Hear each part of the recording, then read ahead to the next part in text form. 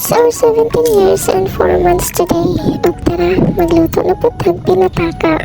Dugay na no, mabitaw ng Daghang na-amaze sa among kadugayon, pero mas daghang na question unsang klaseng kugmaha nganong hangtod karon wa pagyapon may kasla. need ba may mag-explain? I know dili, pero unta, Maging sensitive pod ang uban sa ilahang mga buhi ang istorya. Duha ka pangutana perminti na ako madungog. kano sa among kasal, ug kano sa among mga anak. Ngano man gid mo nagdali mo ha? Ngano ka man na excited? Kagot na jud ninyo ba? Ano ba ma-explain na ako matris pa ingon? Char.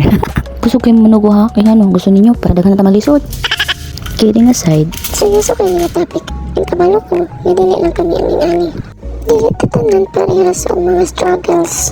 So, advice lang na be mindful sa mga words na inyong buhian, be sensitive enough, kay dili gitanan na makadawat. wata kabalo sa ilahang mga gipang-agian, di ba? Ang pressure nga inyohang gitanom base noon mag-lead pa og distraction. Speaking of, tanawa, wa na maunga akong giluto kay grabe kay kadrama. Uy, pangitaan gyapon nato nagpaagi. O, di ba? Inganaon ra siya. Lami ra gihapon na. Sure ko, ako gyud nagluto no, lisod pod.